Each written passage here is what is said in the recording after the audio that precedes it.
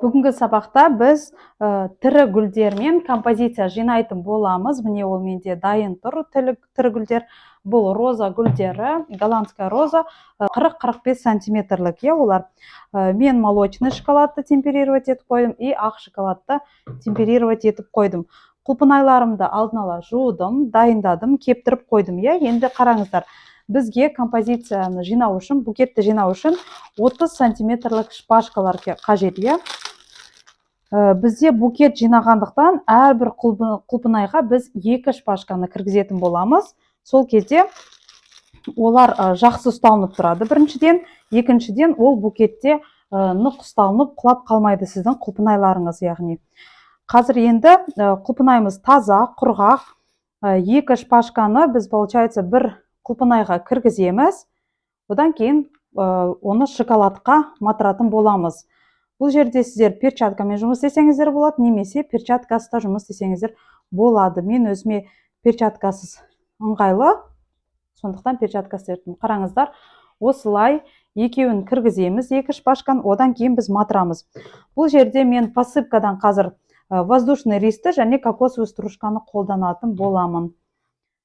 Ал енді бастаймыз. Ең бірінші біз мына сабақтарын, жапырақтарын өстіп жинап аламыз. Бұл жерде жапырақтар аз, сондықтан мен оны жай ғана төбесіне қарай көтеріп қоямыз, түге қарай осылай.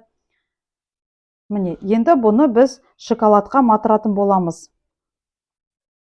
2 шпажка болғандықтан біздің құлпынайымыз өте жақсы ұсталынып тұрады. Нық ұсталынып тұрады. Міне, біз толығымен құлпынайды шоколадқа матырдық, одан кейін артығын осылай сілкіп алып тастаймыз.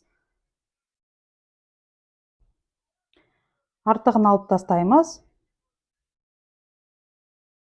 Егер де шоколадыңыз көп болса, өстіп алып тастаңыз, өйткені ол астыңғы жағынан ағып кетпес үшін. Міне бізде осындай құлпынай.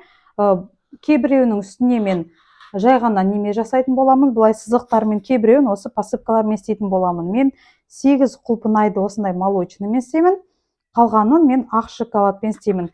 Бұл жерде менде 28 құлпынай шоколадымызға жақсылап отырып матырамыз.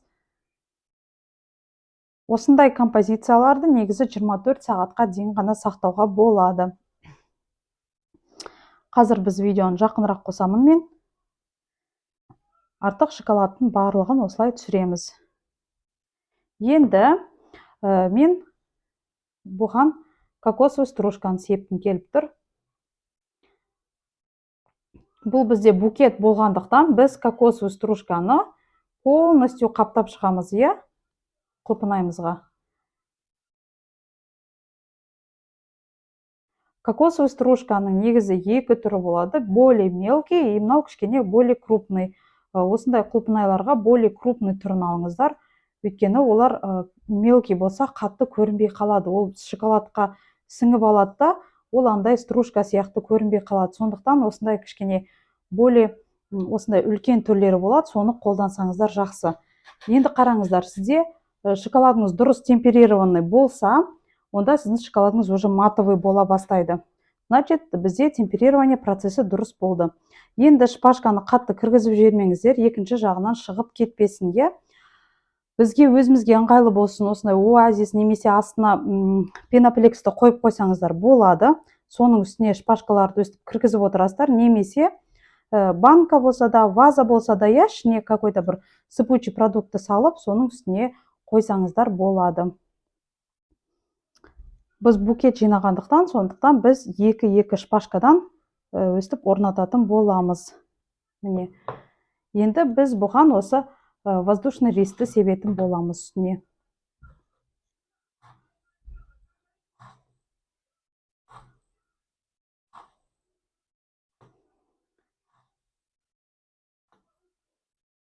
Толығымен сепсеңіздер болады, немесе бас жағына ғана сепсеңіздер болады. Енді ол өзіңіздің қалауыңызға байланысты. Мен осылай толығымен сепкен жақсы көрем. Все равно енді клиент алғандықтан менің ойымша жақсы дұрыс істеу керек сияқты. Жақсы шоколадпен, жақсы құлпынаймен, жақсы гүлдермен, свежий гүлдермен істесеңіздер, сіздердің композицияларыңыз арзанға сатылмайды. Шпажкаларымызды осылай ұстаймыз. құлпынайымызға міне кіргіземіз.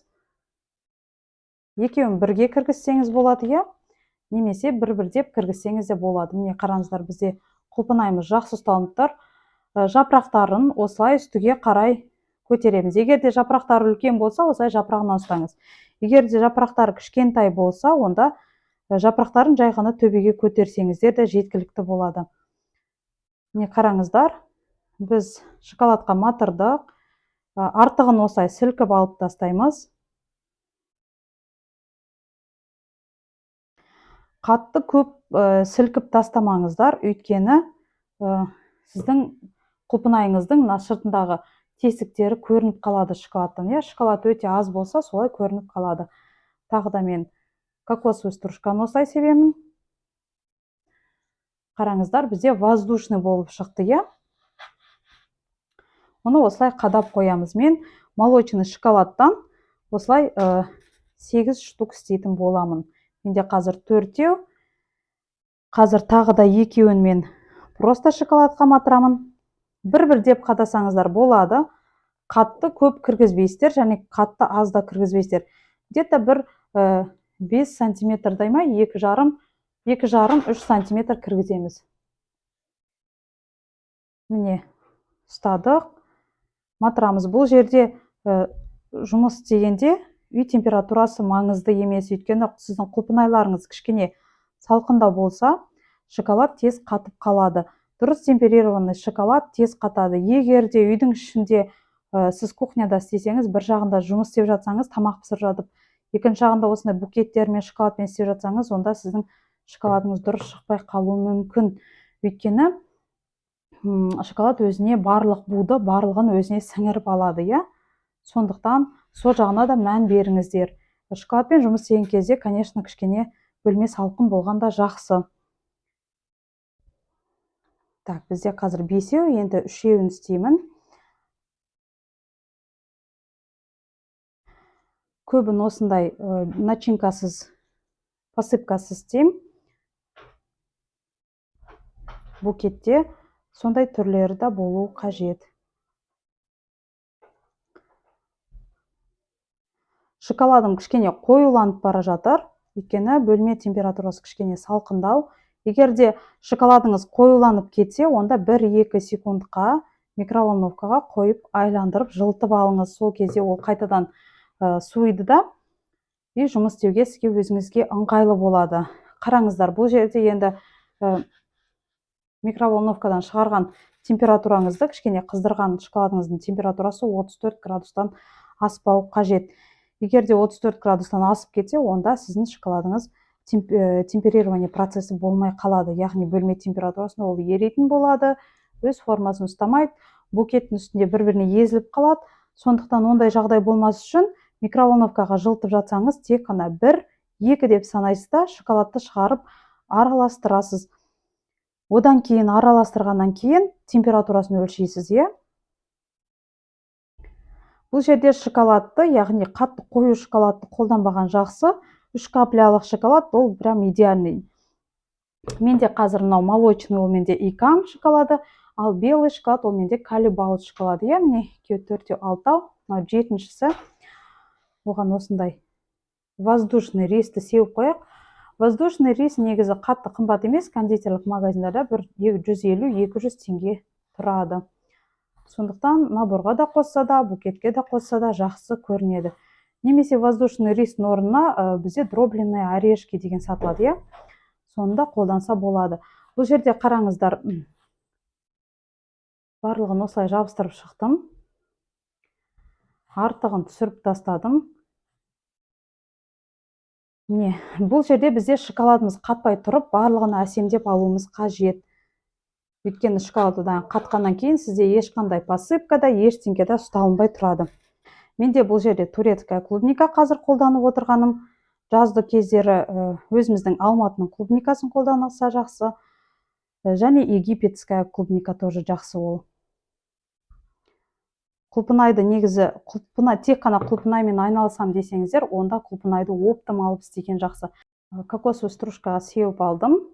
Енді бұны мен осы оазисқа қадап қоямын.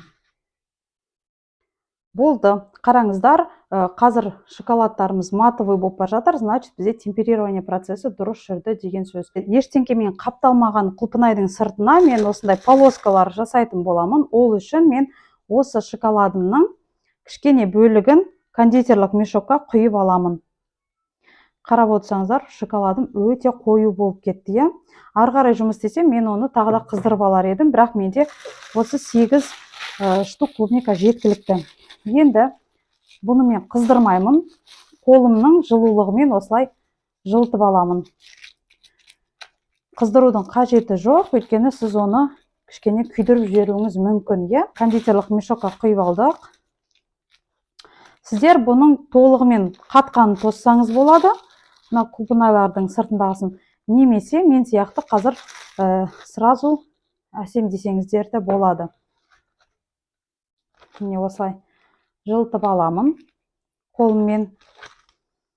Енді шоколад мен сұйық болғанына көзім жетті. Құлпыны менің шоколадым кішкене сұйық болды. Енді бас жағын осылай байлап аламын, өзіме ыңғайлы болу үшін, иә. Қазір бір құлпынайды аламын. Міне. Біз жаңағы мешогымыздың үш жағын қатты қалың емес, үлкен қылып емес, кішкене қылып кесіп алып тастаймыз. Кестік. Енді көреміз, қалай біздің шоколад ағып тұр. Жақсы ағып тұр. Енді қараңыздар, біз бұл жерде осылай әсемдейміз. Енді мен букет болғандықтан екі жағына да маған сызықша жасау керек, иә. Сондықтан мен екінші жағына да осылай жасап шығамын. Сонда бізде осындай сызықша пайда болды сыртында. Қайтадан қойып қоям, бұл шоколад бізде ары қарай қата береді. Тоңазытқышқа алып қойсаңыздар болады, немесе осындай бөлмеңіз салқын болса, бөлмеде де істей берсеңіз болады.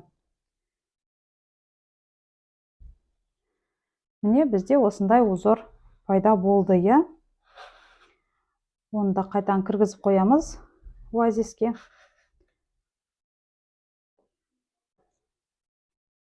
Сызықша жасағанда асықпай жасасаңыздар да болады. Бұл жерде осындай сызықша жасаған кезде сіздің шоколадыңыз қою болмаса болды. Не? Үстінен қарағанда бізде осындай сызықшалар болып тұрады қазір букетте. Бізде молочный шоколадымыз дайын болды. Мен ақ шоколадты кішкене жылытып алдым, ол менде қайтадан осындай сұйық болып шықты. Енді жұмыс істей берсек болады. Тағы да осы шпажкаларымызды аламыз. Құлпынайдың ортасына кіргіземіз.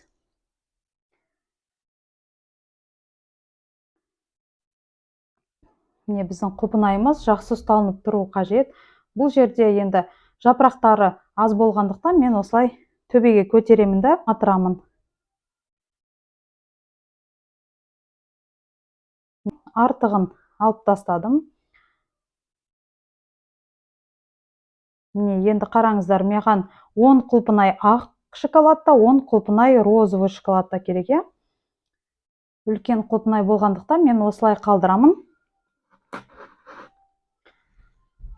Оазисімізге қадап қоямыз.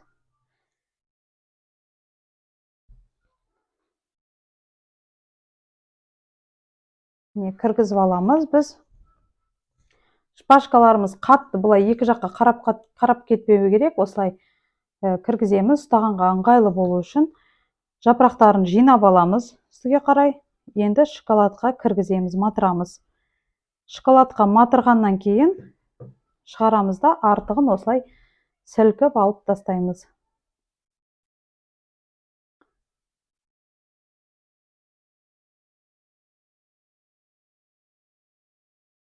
Менде сабақтарын әрдайым ұстаймыз. Енді шоколадқа матырған кезде қараңыздар, осылай түбіне дейін матыруға тырысыңыздар, иә, өйткені букет жинаған кезде, коробка жинаған кезде сіздің құлпынайыңыздың су ағып кетпеу үшін осылай түбіне дейін матырсаңыздар жақсы. Және де бұл әдемі көрінеді, иә, әдемі. Яғни кейбіреулер жартысына дейін ғана матырып қояды, шоколады аз сияқты болып көрініп тұрады. Міне, бананды жасаған кезде де біз толығымен матырамыз, соны ұмытпаңыздар. Шпажкаларымыз тағы да кіргіземіз осылай. Жапырақтарын мына жерде аз, жай ғана төбеге көтердім. Енді құлпынайға матырамыз.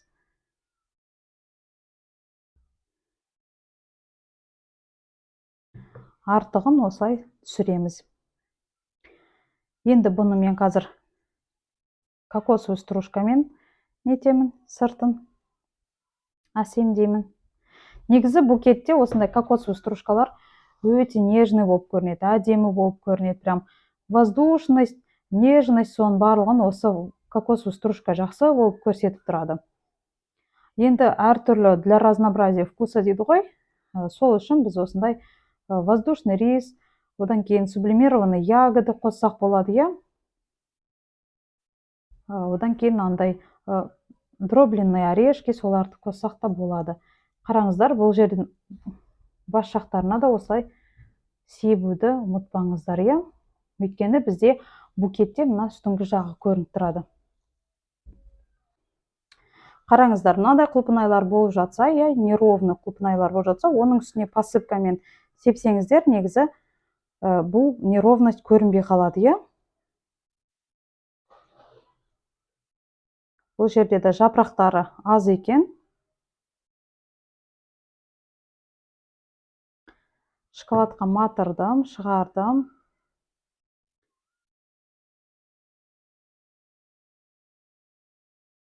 Артық шоколадты түсірдім, сілкіп. Енді оны осы воздушный риспен әсемдейтін боламын. Осылай сеуіп шығамын.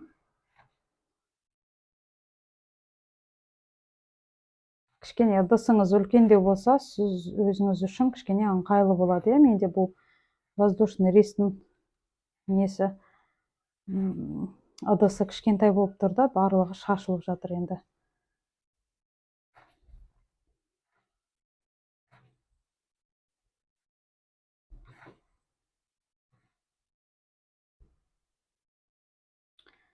Не біз істедік, енді оны да осылай оазисімізға қадап қоямыз. Біз букетке жинағандықтан, ол қатқанша біз оны тоңазытқышқа алып қоюымыз қажет. Яғни бір 15-20 минутта біздің шоколадымыз қатып қалады.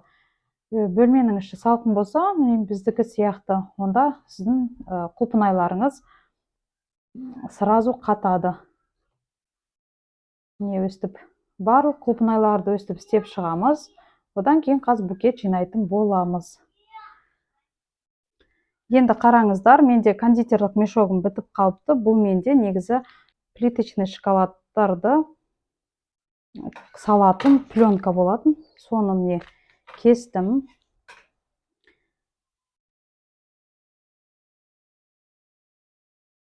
Қатты үлкен кесіп қоймаңыздар, иә, міне. Жеткілікті.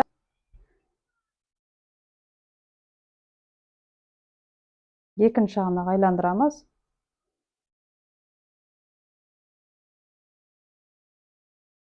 Не қараңыздар. Букетте де, наборда да өте әдемі болып көрінеді. Осындай линия салған кезде өте көп адамдар қорқады, дұрыс шықпай жатады, иә, линиялар олардың. Сонда ошибкалардың бірі, ол мына сурет салатын шоколадтары қою болып кетеді. Екіншіден, сіздер қараңыздар, бірінші бұлай ыдысқа ағызып аласыздар, одан кейін ары қарай уже құлпынайыңызды жақындатасыз. Құлпынайды қозғалтсаңыз болады алды қарай, немесе қолыңызды алды қарай жүргізіп отырасыздар. Сразу құлпынайдың үстіне полосканы салмайсыз. Бірінші сіз мына ыдысқа бетіп ағызып алыңыз, одан кейін тоқтатпай ары қарай құлпынайдың үстіне ағыза бересіз. Сол кезде сізде жақсы осындай полоскалар шығатын болады. Тағы бір рет көрсем, бірінші мен ыдысқа ағыздым, одан кейін уже құлпынайыма көрдіңіздер, иә, тоқтатпай осылай істей береміз. Одан кейін екінші жағына қараттық, тағы да ыдысыма, одан кейін құлпынайға істедім, міне. Сол кезде сізде әдемі полоскалар шығатын болады, міне, қараңыздар. Енді мына ақ шоколадымды мен розовый түске бояйтын боламын. Ол үшін осындай жирорастворимый красительді қолданамын. Бұл жерде обязательно жирорастворимый деген жазу болу керек.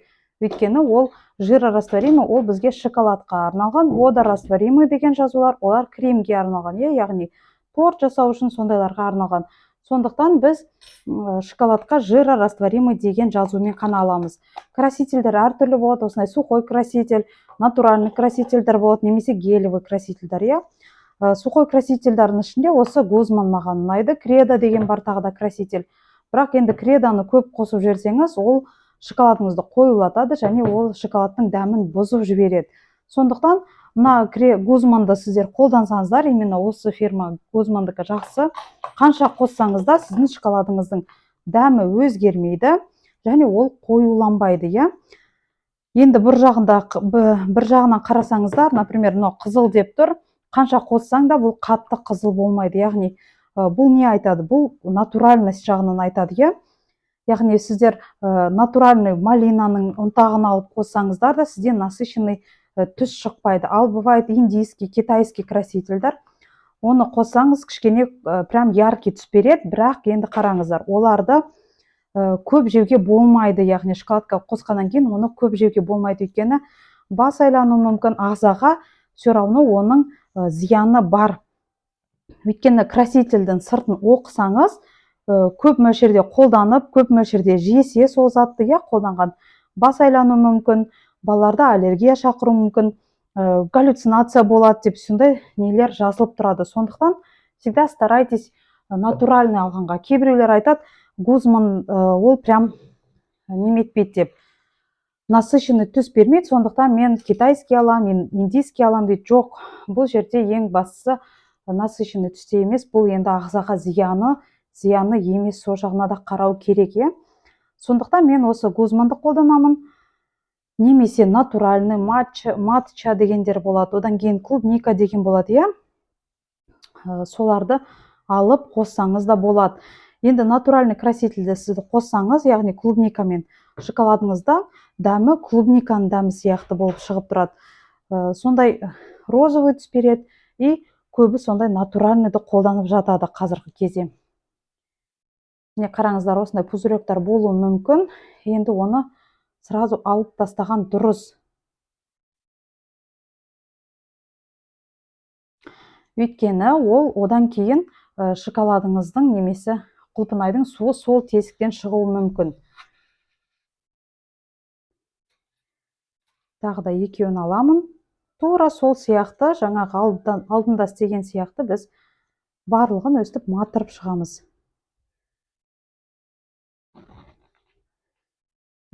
Кіргізді. Бұл жерде қарап отыру керексіздер, шпажкаларыңыз құлпынайда жақсы ұсталынып тұруы қажет. Кішкене менің шоколадым қоюлана бастады, но соның өзінде де жұмыс істеуге ыңғайлы. Артығын осылай түсіріп тастаймын.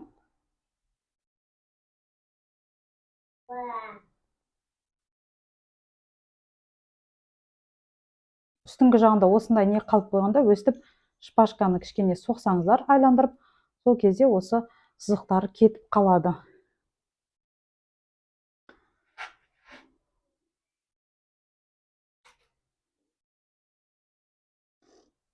Үлкендерін мен осы ешқандай посыпкасыз қолданамын. Ал кішкентайлардың үстіне мен посыпка қолданамын, өйткені кішкентайлар кішкене объемный болу үшін мен посыпканы соларға қолданамын.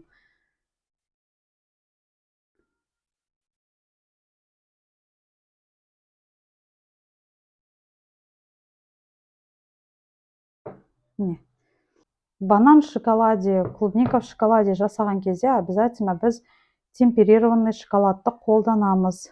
Темперированный емес, жай ғана ерітілген шоколадты сіз қолдансаңыз,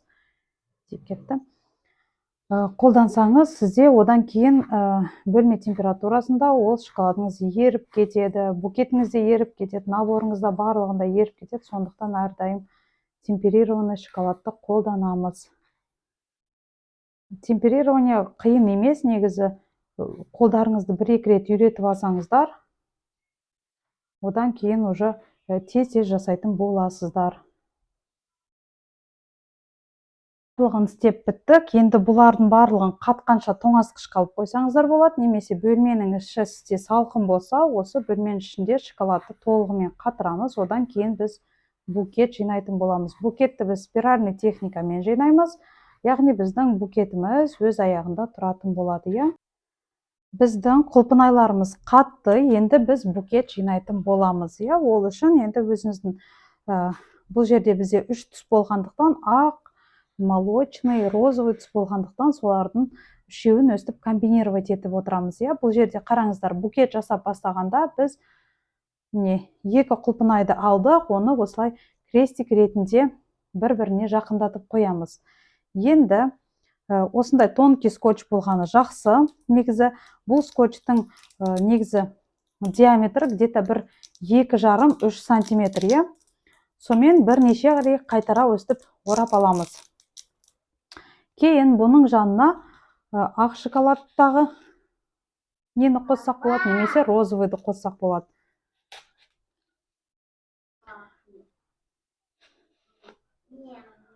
Ақ шоколадтағы осындай стружкамен қостым жанына.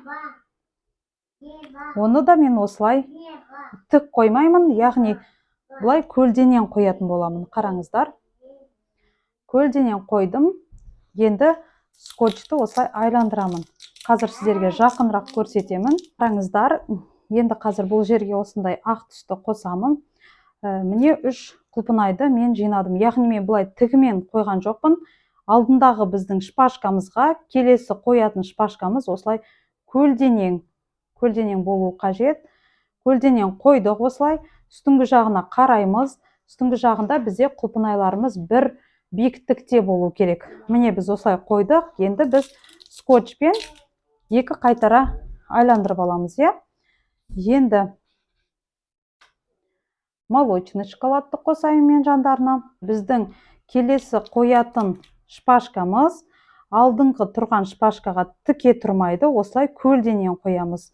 Тік қойсақ, ол бізде кішкене, қалай айтсам болады, біздің букетімізге напряжение береді. Букеттегі құлпынайларымыз бір-біріне жабысып, одан кейін шоколад сыртында шоколад трескаться етіп сынып кетеді.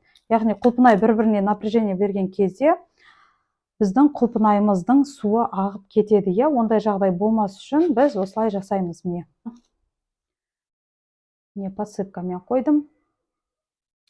Енді қараңыздар, букет жинаған кезде посыпкалар все равно түседі. Одан қорықпаңыздар. Көлденеңнен қойдым. И осылай 2 рет шпажкамен, немемен скотчпен 2-3 рет айландырып аламын. Енді қараймын, бұл жерге мен тағы да бір либо ақ, либо қоңыр осындай нені қосатын едім, иә. Міне қоңырын қоссақ болады, немесе қызылды қоссақ болады. Міне тағы көрсетейін. Осылай көлденең қойдық.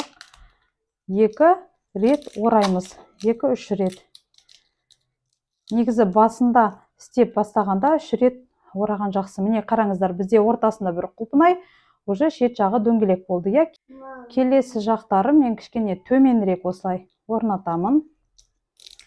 Одан кейін осылай ораймын. Мына жерге мен розовый қосар едім. Оны мен кішкене төменірек қоямын, иә. Міне қараңыздар, алдыңғы құлпынай қарағанда букет жинаған кезде олар все равно бүйтіп орындарын қозғалтып отырады. Одан қорықпаңыздар. Егер де қозғалмасын десеңіз, онда зигзаг ретінде бір үстіне, бір астына істеңіз. Сол кезде олар точно қозғалмайды. Бұл жерде біз ешқандай 4 бұрыш, 3 бұрыш емес, именно домалақ жасауымыз керек, иә. Бізде букетіміз домалақ болып шығуы қажет. Не? Жанына осындай құлпынайды қостым. Яғни біз өстіп көлденең қойып отырғанда бізде спиральный техника мен біздің букетіміз жиналатын болады. Енді бұл жерге мен қазір бір құлпынайды қосайын. Мысалы, ақ құлпынайды қостым, иә. Бұл алдында тұрған шпажкаға, қазір қоятын шпажкамыз осылай көлденең болу керек. Яғни біз бұлай тіке оны жинамаймыз. Тік жинасақ, напряжение болады бізде. Сондықтан біз оны осылай міне жинаймыз. Көрдіңіздер, иә? Осылай қоямыз. Үстіңгі жағынан қараймыз букетімізге. Барлығы сізге ұнаса, яғни устраивать етсе, ұнаса, біз осылай қойдық та, бір ішімізге тіреп алдық та, енді мына жағын осылай ораймыз. Ары қарай тоже міне қарап отырамыз. Бізде домалақ емес, төрт бұрыш сияқты болып тұр, иә? Сондықтан қазір оны кішкене жөндейміз. Қарастырып отырамыз. Мынау биік болып кетті, оны кішкене төмен түсіреміз. Так. Мына жерге бір құлпынай қосуға болады. Не?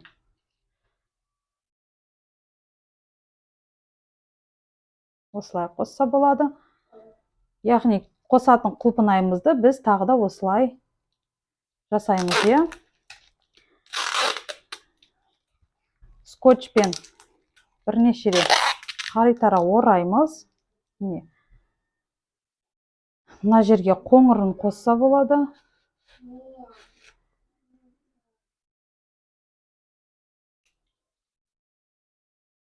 Букет жинағандықтан посыпкаларда түседі, бәрі түседі. Оған уайымдамаңыздар. Керегі қалып қояды, міне қараңыздар. Аралары қатты ашық болмау керек, иә? Егер де екеуінің арасы қатты ашық болып жатса, онда оның орнына кішкентай лауын қойыңыз, сөйтіп всегда находите выход, потому что қатты ашық болып қалмау керек. Міне енді мына жағына мен осындай қосамын. Яғни келесі бізде алдыңғының осылай параллельно тұру қажет. Тіке қоймаймыз, осылай қойып отырамыз. Көрдіңіздер, иә? И бәрінде точка связки бір жерде болу керек, міне осы жер. Тартып отырып біз скотчпен тартып отырып ораймыз. Мына жерге де қазір бір құлпынай қоямыз, солай жинай береміз. Яғни сіздерге түсінікті деп ойлаймын. Бұл жинау техникасы оңай. Міне қараңыздар, мен мына жерге розовыйын қойдым, осылай примерно үстіне қарап, иә. Одан кейін мына жағына қараймыз. Қойдық, міне. Мына жерде бір саусағымызбен ұстадық бұл жерден. Енді скотчпен тартып отырып осылай ораймыз. Барлығын өстіп көлденең ретінде жинап шығамыз. Сол кезде бізде міне астыңғы жағын көріңіздер, иә? Спиральный техника, бұл артықтарын қазір кесіп алып тастаймыз. Үстіне қарап тұрып жинайтын боламыз. Қай жерге бізге қандай құлпынай жетпейді, соның барлығына қарап отырып жинайтын боламыз. Негізі букетке көбінесе 20 клубникадан жоғары болса, букеттеріңіз әдемі көрінеді, өйткені бұл құлпынай гүл сияқты объемный емес. Сол жағынан клиентке айтасыздар. Өйткені кейбір клиенттер ойлайды, бір 8, 9, 10 клубникаға заказ беріп, одан кейін ол букет неге мини букет деп ойлайды. Бұл жерде құлпынайымыз бізде гүл сияқты объемный емес, сондықтан букет та қатты үлкен болып шықпайды деп түсіндіресіздер.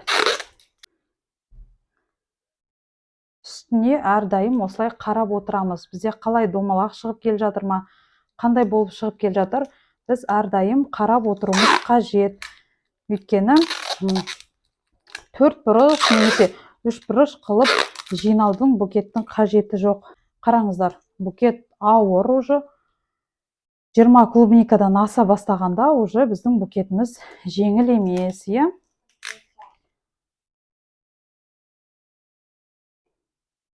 Енді бізде 3 клубника қалды, соны қараймыз. Қай жағына қойған дұрыс деп барлығын.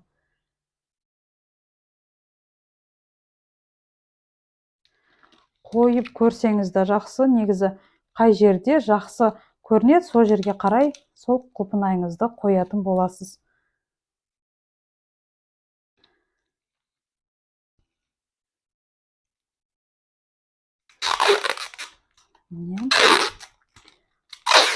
Тартып істедік. Біздің букетіміз почти дайын болды, иә? Кішкене детальдар қалды. 2 құлпынай қалды. Одан кейін біздің букетіміз дайын болады.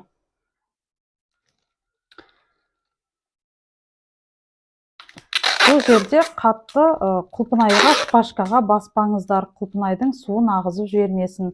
Сол жағына да мән бересіздер, иә. Спиральный техникамен бізде құлпынайларымыз қатты давление бермейді. Қараймыз, мына жағына қойық па, мына жағына қойық па, қай жеріне қойған дұрыс деп, иә.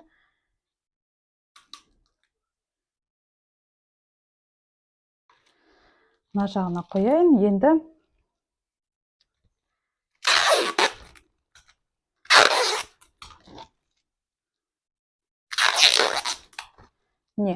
бізде осындай құлпынайдан букет пайда болды. Ортаңғы жерін шпажкамен тартып байлаймын.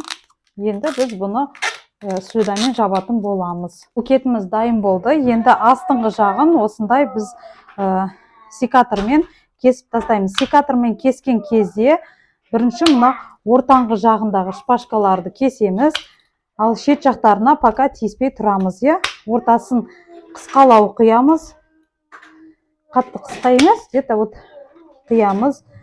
Қойып көреміз. Ортаңғы жағы әлі мешать етіп тұрса, тағы да ортасын кесеміз осылай. Шпажканың қалдықтары жан жаққа ұшады. Міне енді қоямыз. Үстіңгі жағын астыңғы жағынан өстіп қараймыз. Қайсы шпажкалар бізге мешать етіп тұр, соны өстіп қиып тастаймыз. Мен өстіп отырып көремін негізі.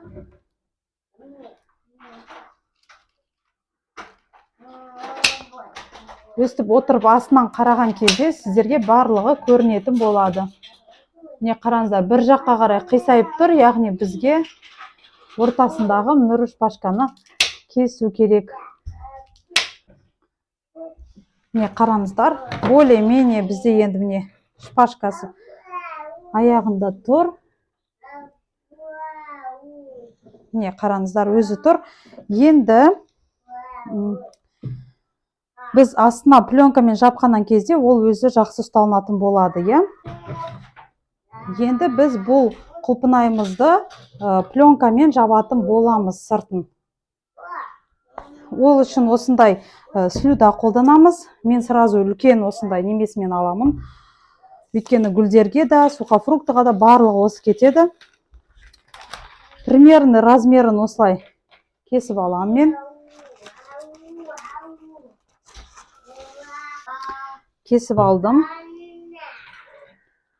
Енді қараңыздар, мен оны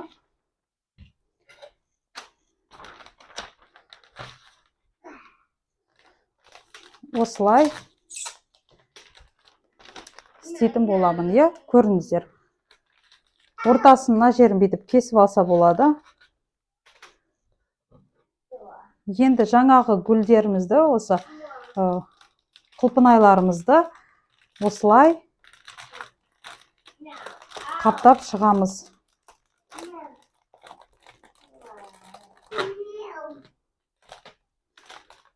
Міне қараңыздар.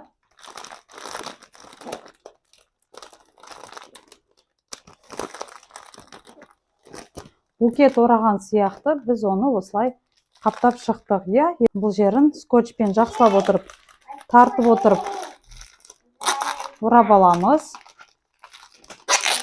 Өйткені біз қазірнан шет жақтарына тірі гүлдермен жабатын боламыз. Бұл жерде біз слюданың қазір үстіңгі жағын қиып тастаймын мен, қатты шығып тұрған жерлерін.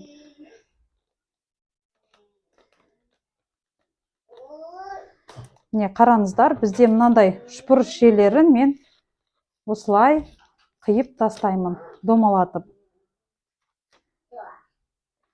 Мына жағында қазір кесіп тастаймын осылай.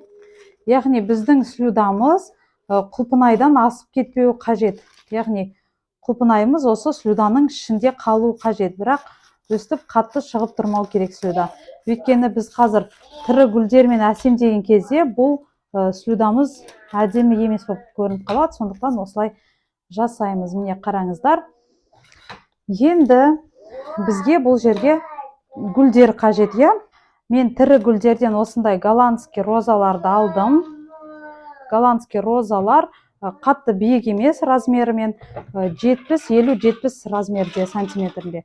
Бұл жапырақтарын алып тастаса болады, немесе қалдырса да болады, ол өзіңіздің қалауыңыз. Негізі көбі композиция жинаған кезде алып тастап жатады. Енді қараңыздар, бізге бұл жерге гүлдерімізді тоже осы спиральный техникамен жинайтын боламыз.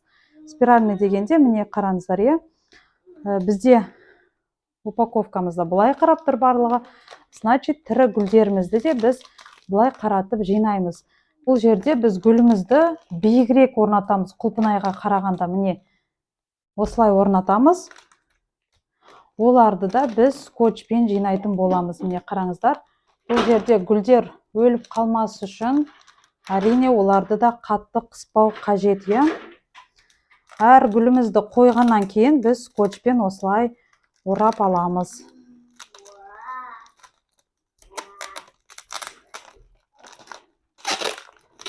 Міне қараңыздар.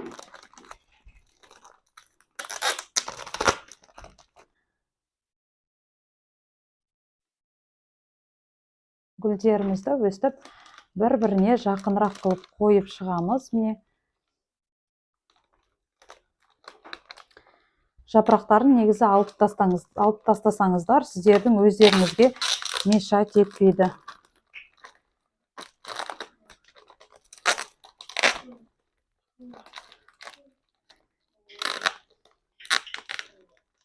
Міне қараңыздар. Осындай әдемі нежный композиция болып жиналады қазір. Менде бұл жерде 17 гүл. Гүлдердің бұл жерде биіктіктері бірдей болу керек, сол жағына да қараймыз. Негізі жапырақтарын алдын ала алып дайындап қойсаңыздар жақсы.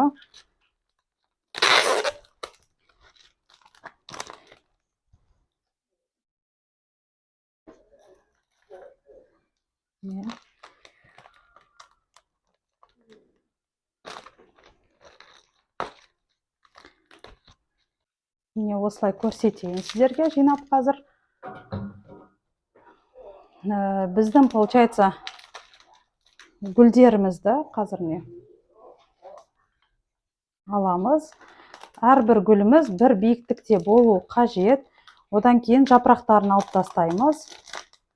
И оны да осылай спиральный техникамен біз бір жаққа қарай не жинаймыз. Енді келесісін қоямыз. Сөйтіп біз толығымен букетті жинап шығамыз. Қараңыздар. Осылай қойдық. Алып тастаймыз. Не? Көрініп тұр, иә, сіздерге?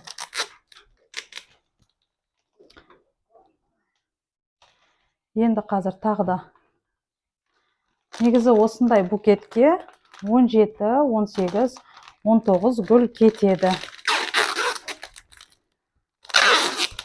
Қараңыздар.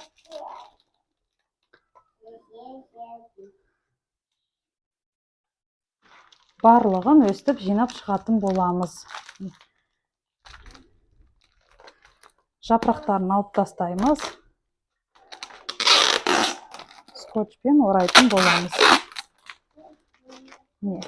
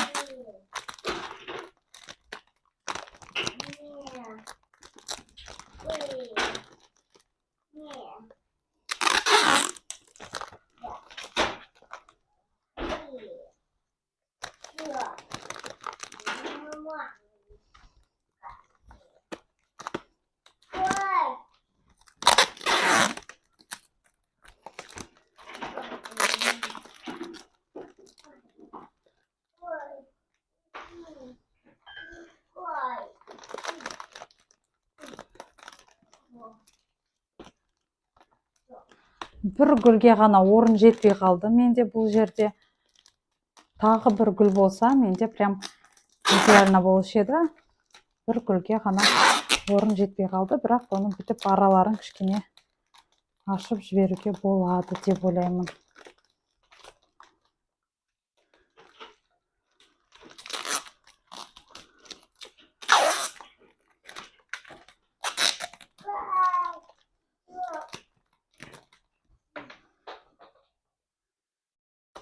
Керек жоқ ұзын гүліміздің астыңғы жақтарын өстіп кесіп алып тастаймыз. Ол бізде қазір упаковка жинаған кезде мешать етпеу үшін осын барлығын өстіп жай қайшымен де кесіп тастасаңыздар болады.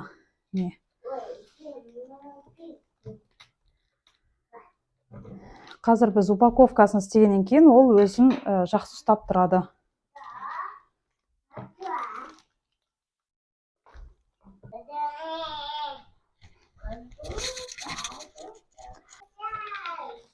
Осылай кесіп алдым.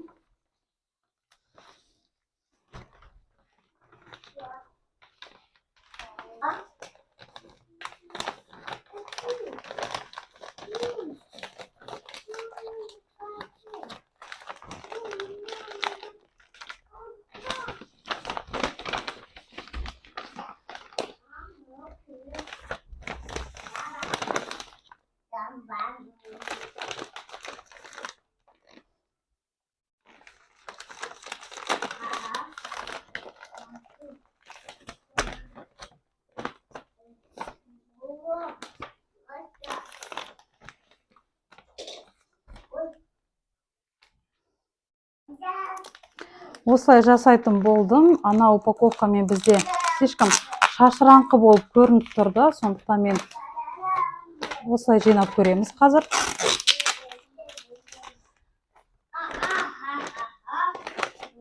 Жаңағы дайындаған сияқты емес. Мына қағаздарды мен дайындап негізі былай істейін дегем, олай бізде слишком шашыраңқы сияқты болып көрінді маған. Сондықтан мен более осындай классический вариантта қазір жинап көремін. Егер де ұнаса, осы упаковкада қалдырамыз. Егер де ұнамаса, қазір бұдан кейін қайтадан переделывать етеміз.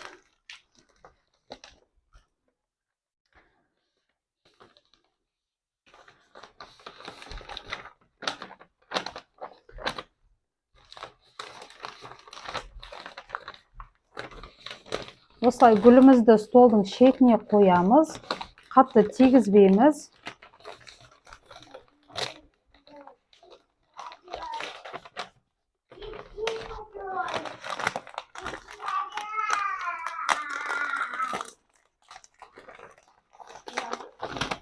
Одан кейін екінші жағын тура мына жақ сияқты қылып өсіп жөндейміз. Бізде получается более нежный, более воздушная упаковка болып шығады. Қарасаңыздар.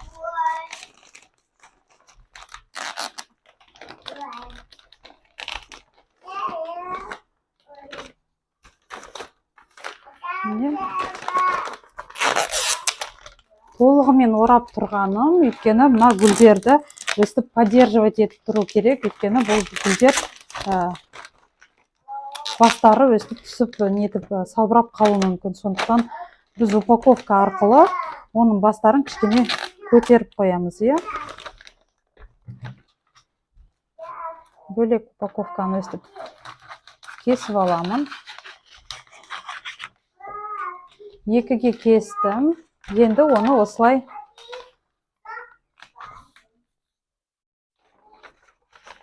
істейтін боламын, е, зигзаг сияқты. Енді біз оны мына шет жақтарына орналастыратын боламыз.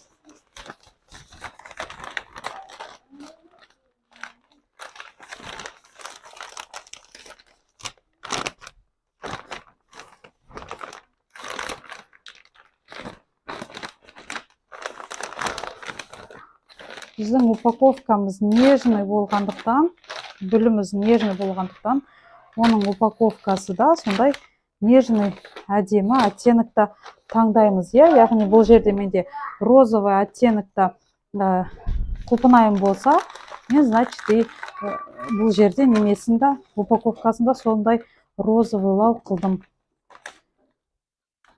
Астыңғы жағын біз скотчпен өстіп айландырып отырамыз.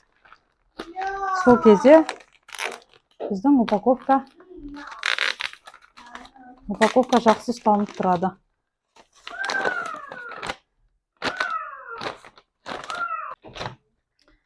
Не қараңыздар, шет жақтары өстіп қатты ашық тұрса, оларды өстіп скотчпен жабыстырып қоюға болады. Немесе степлермен жабыстырса да болады.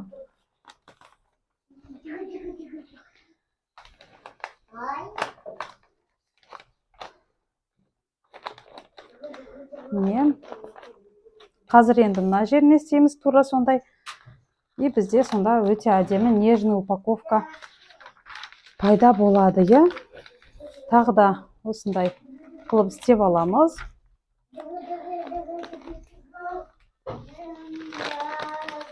Скотчымыз бізде әлі астында тұрады. Өстіп одан кейін гүлімізді қоямыз, чтобы бізге өзімізге не жасағанға ыңғайлы болу үшін, упаковкасын жасағанға.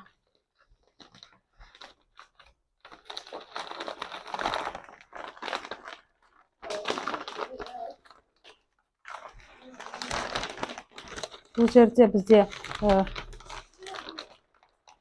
более анандай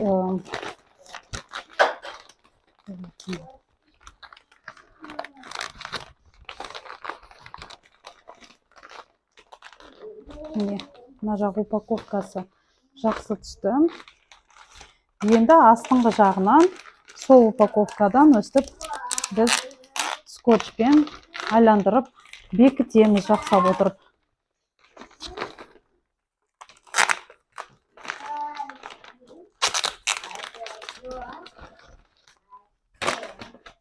Қараңыздар.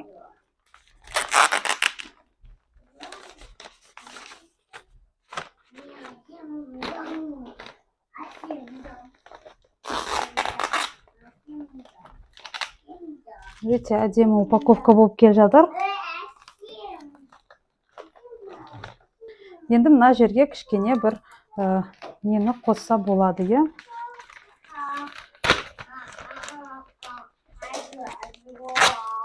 Жаңағы біздің осындай төрт бұрыштарымыздың біреуін ала тұрайын.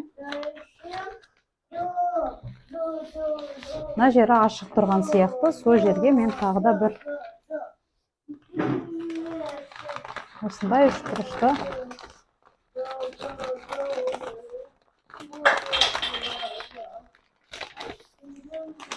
қосып жіберемін, осылай.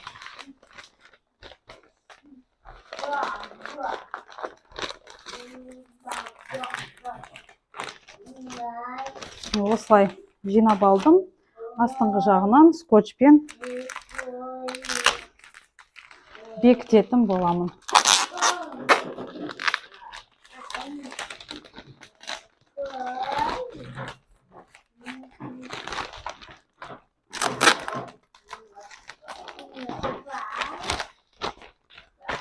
Упаковканы әрдайым осылай поправлять етіп тұрамыз.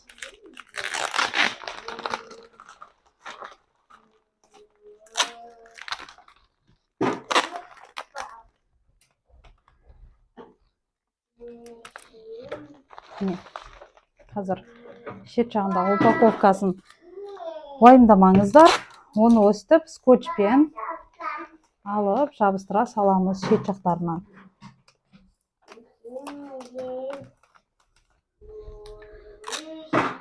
Степлермен немесе скотчпен өстіп ашық жерлерін өстіп жабыстыра шықсаңыздар болады.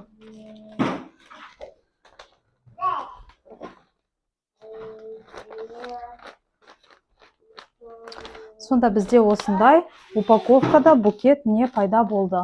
Астыңғы жағын жабамыз қазір обязательно. Астын жабу үшін бізге осындай бір упаковка қажет. Липкий слой жасап аламыз. Липкий слой дегеніміз біз скотчымызды осылай бір рет айландырамыз. Одан кейін оны наоборот айландырамыз. То есть лепке жағынан жабыспақ жағын сыртына қаратып бір рет айландырып шығамыз. Сонда бізде букетімізде липкая ножка пайда болады. Міне, айландырдым. Сол кезде біз букетімізді осылай жаңағы упаковканың үстіне қоямыз. Одан кейін мына шет жақтарын сол немеге скотчқа жабыстыратын боламыз. Не жабысты.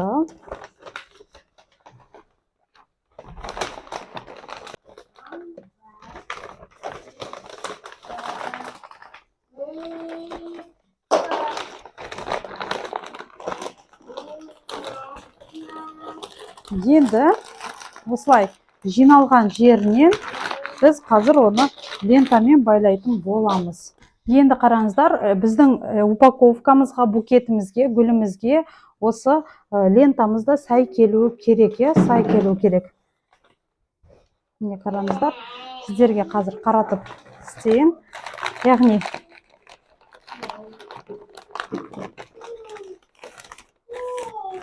астыңғы жағында барлығын өстіп жөндеп аламыз. Одан кейін міне біз бір рет айландырамыз, тағы бір рет айландырамыз. Бұл бізде флористический узел деп аталады. Яғни екі рет өстіп байлап тартқан кезде біздің лентамыз ешқайда қашып кетпейді. Тағы бір рет бүйтіп байлаймыз да. Одан кейін біз осындай бантик жасайтын боламыз. Бұл жерде можно бантикті попышнее сделать, да, или осылай қалдырса болады. Негізі двойной бантик істесе өте пышный болып көрінеді, но осындай бір бантикта бізге жеткілікті. Міне бізде бүгін осындай букет пайда болды. Енді қараңыздар, бұның сыртын біз толығымен осындай слюдамен қаптап шығамыз. Ол үшін біз букетімізді в сторону уберем и мына слюданы бұлай жаямыз. Слюдамызды осылай жайып аламыз, толығымен бұлай ары қарай еще тағы да түсіреміз. Толығымен өстіп үлкен қылып жайып аламыз.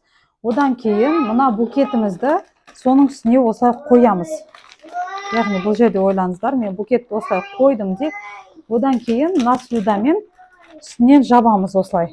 Жапқаннан кейін астыңғы жағынан тағы бір рет лентамен байлап шығамыз. Немесе, егер де олай істегім келмейді десеңіз, былай қоямыз да, тура осы сияқты біз подарка жинаймыз ғой, сол сияқты мына жерге жабамыз. Ол кезде енді әдемілігі көрінбей қалады. Мен қазір жаппаймын, өйткені мен сіздерге қазір басқа бір композиция жинап көрсеткім келіп отыр. Сондықтан мен слюдамен қазір жаппаймын.